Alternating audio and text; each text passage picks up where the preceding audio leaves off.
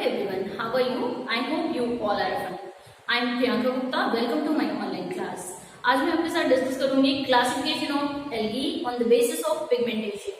तो यहाँ पर हम शैवालों के रंगों के आधार पर वर्गीकरण को जानेंगे। इसको किसने दिया और क्यों दिया। तो शैवाल के रंगों के आधार पर जो वर्गीकरण दिया गया उसको फ्रिश जी ने दिया।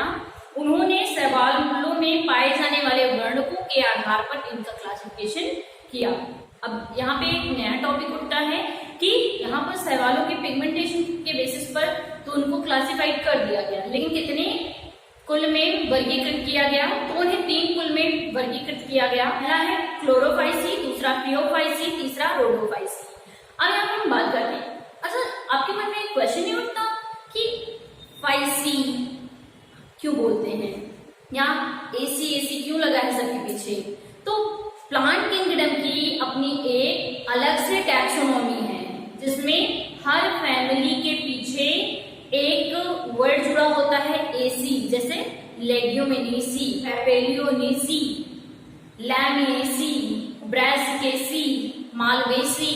तो जितनी भी फैमिली है प्लांट किंगडम के अंतर्गत उनके पीछे एसी वर्ड सफिक्स के तौर पे लगा हुआ है। इसी तरीके से प्लांट किंगडम में ही ऑर्डर या गण को लिखते हैं जब, तो उसमें एल्स लगाते हैं, जैसे पैराइटेल्स, ब्रासिकेल्स, मराइटेल्स। तो ये ऑर्डर्स हैं, ठीक है। तो इसको लेके आप कंफ्यूज बिल्कुल मत होइएगा। तो यहाँ पे हम यही बताना चाहते हैं, इसको आप क्लास ना कहिएगा, इसको सिर्फ आप फैमिली कहिएगा, क्योंकि पीछे एसी लगी है, जैसे क्लोरोफाइसी, फियोफाइसी एंड रोडोफाइसी। तो यहाँ पे एक की बात हम करते हैं।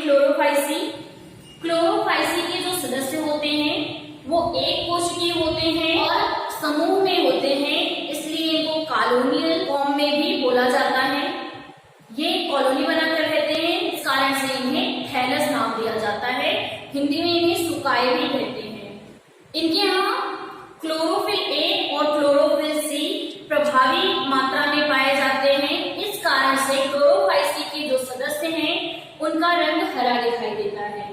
अगर यहाँ पे बात करें कि इनके सेल वॉल या कोशिका भित्ति की संरचना कैसी होती है और ये होते कैसे हैं, तो क्लोरोफाइसी के जो सदस्य होते हैं उनकी कोशिका भित्ति का बाह्य आवरण पेक्टोस का बना होता है और अंतः भित्ति जो होती है इनकी वो सेलुलोज की बनी होती है।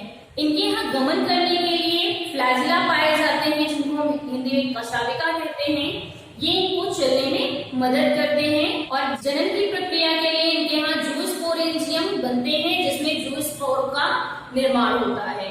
यहाँ पे जनन की बात करें तो क्लोरोफाइसी के जो सदस्य होते हैं उनमें लैंगिक जनन की प्रक्रिया होती है। लैंगिक जनन की प्रक्रिया जो होती है उसमें कोशिकाएं जो बनती हैं वो विभिन्न प्रकार के बनती हैं, जैसे समयुग्मकी प्रकार की या विषमयुग्मकी प्रकार की।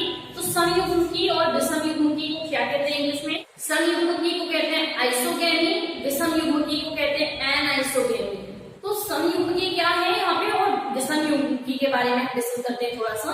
समयुग्मकी से तात्पर्य है यहाँ पर कि युग्मकों का निर्माण जो होता है वो सम संख्या में होता है। विषम युग्मकी का आशय है कि युग्मकों का निर्माण यहाँ पे विषम संख्या में होता है, जैसे 3, 7, 9, 11 इस तरीके से। और आइसोगेमी का मतलब है कि 2, 4, 8, 16 मीन्स इवन और ऑड का रिलेशनशिप है इधर। क्लोरोफाइसी के सदस्यों के बारे में बात करें तो है क्लेमाइडोमोनास, वॉलबॉक्स, स्पाइरोगाइरा, ड्यूलोथ्रिक्स जैसे शैवाल जो हैं क्लोरोफाइसी कुल के अंतर्गत आते हैं।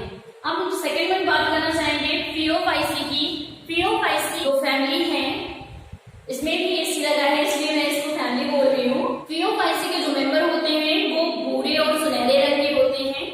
सबसे इम्पोर्टेंट बात है ये। साथ ही साथ इनका जो कोशिका भित्ति होती है वो सेलुलोज की बनी होती है, लेकिन जो बाह्य भित्ति इनकी होती है वो एल्जिन या जिलेटिन जैसे पदार्थ की होती है जो बहुत ही चिपचिपी होती है। ओके, अगर इनमें हम सेल ऑर्गेनेल्स के बारे में जानना चाहें तो फियोफाइसी के जो मेंबर होते हैं उनमें जो कोशिकांग होते हैं वो कोशिका द्रव्य में पूरी तरह से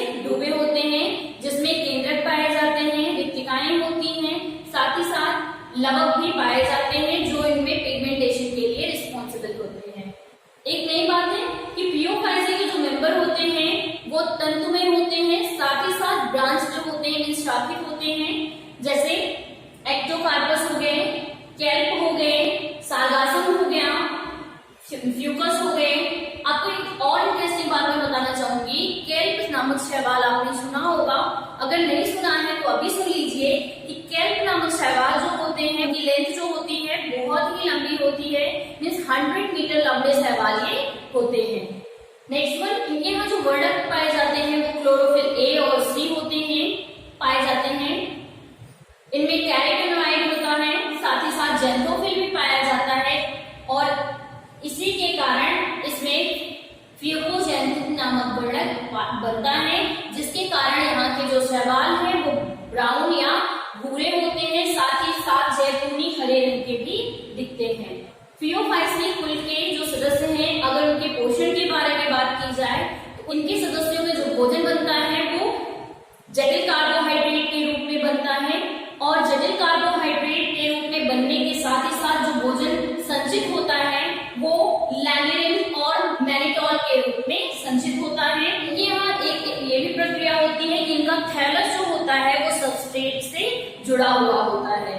एग्जाम्पल आप पहले ही जान चुके हो कि पियोफाइसी कुल के जो शैवाल हैं उनके एग्जाम्पल है सागासम, कैल्प, फ्यूकस, लैमिनेरिया एक्सेट्रा।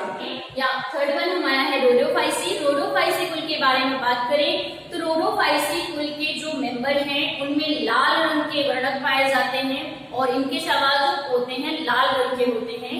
लाल वर्णक होता क्यों है इनमें, या इनमें ट्विस्ट आने वाला है कि कैसे लाल हो गए भाई। अगर यहाँ पे हम बात करें रोडोफाइसी फैमिली की, तो रोडोफाइसी फैमिली क्या होती है और इनके अंतर्गत कौन कौन से शैवाल आते हैं। रोडोफाइसी कुल के जो शैवाल होते हैं वो लाल रंग के होते हैं। अब यहाँ पे एक ट्विस्ट आने वाला है कि लाल रंग के शैवाल कैसे हो सकते हैं, या काइयां लाल रंग की कैसे हो सकती हैं, तो सुनिएगा। लाल रंग जो है यहाँ पर R-हाइपोइरेथ्रिन नामक वर्णक के कारण पाया जाता है। ओके, इस कारण से जो यहाँ पर शैवाल है उनका रंग लाल दिखाई देता है। रोडोफाइसी कुल के जो शैवाल होते हैं गर्म समुद्री क्षेत्र में पाए जाते हैं। इसी में हम बात करते हैं कि इनके थैलस का ऑर्गेनाइजेशन कैसा होता है। तो इनके जो थैलस होते हैं वो मल्टी सेलुलर होते हैं, बहुकोशिकीय होते हैं। अगर न्यूट्रिशन की बात करें तो इनके यहाँ जो भोजन बनता है वो फ्लोरिडिन स्टार्च के रूप में बनता है। फ्लोरिडिन स्टार्च जो है वो अमाइनो प्रोटीन और ग्लूकोज से बनता है। रोडोफाइसी कुल के जो मेंबर हैं उनके यहाँ जनन की जो प्रक्रिया है वो 3 प्रकार की होती है। वेजिटेटिव रिप्रोडक्शन जिसको काइट जनन बोलते हैं, दूसरा है अलैंगिक जनन जिसे एसेक्सुअल रिप्रोडक्शन, तीसरा है लैंगिक जनन जिसे सेक्सुअल रिप्रोडक्शन बोलते हैं। तो एक एक के बारे में हम बात करते हैं। वेजिटेटिव रिप्रोडक्शन की बात करें तो वेजिटेटिव रिप्रोडक्शन जो रोडोफाइसी कुल के शैवालों में पाया जाता है वहां पर फ्रैगमेंटेशन होता है, खंडन प्रक्रिया के द्वारा संभव होती है। और अलैंगिक जनन की बात करें तो रोडोफाइसी कुल के जो मेंबर हैं उनमें अलैंगिक जनन बीजाणुओं के द्वारा होता है, और लैंगिक जनन की बात करें तो यहाँ पर अचल बीजाणुओं के द्वारा लैंगिक जनन की प्रक्रिया होती है। यहाँ पर मैं एक चीज आपको बताना चाहती हूँ, चल बीजाणु और अचल बीजाणु क्या होते हैं। चल बीजाणु को हम मोटाइल स्पोर बोलते हैं और अचल बीजाणु को हम नॉन मोटाइल स्पोर बोलते हैं। मोटाइल स्पोर क्या है और नॉन मोटाइल स्पोर क्या है। मोटाइल स्पोर या चल बीजाणु उन बीजाणुओं को कहते हैं जिनके यहाँ फ्लैजिला पाई जाती है। ये फ्लैजिला उन स्पोर्स को लोकोमोशन या गमन की क्रिया में सहायता करती हैं। नॉन मोटाइल स्पोर्स को हम अचल बीजाणु कहते हैं। ये बीजाणु लोकोमोशन प्रोसेस नहीं कर पाते हैं। क्यों नहीं कर पाते? क्योंकि इनके यहाँ फ्लैजिला अब्सेंट होता है।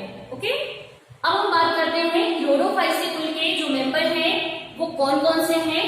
तो पॉलीसाइमोनिया, ग्लैसिलेरिया और पोरफायरा ऐसे शैवाल हैं जो रोडोफाइसी के अंतर्गत आते हैं। यहाँ पर जो पॉलीसिफोनिया है, पॉलीसिफोनिया की मात्रा सबसे ज्यादा लाल सागर में है। इस कारण से यहाँ का जो जल है वो लाल रंग का दिखता है। So my dear student, that's all for today. Have a good day. मिलते हैं अपने नेक्स्ट वीडियो में।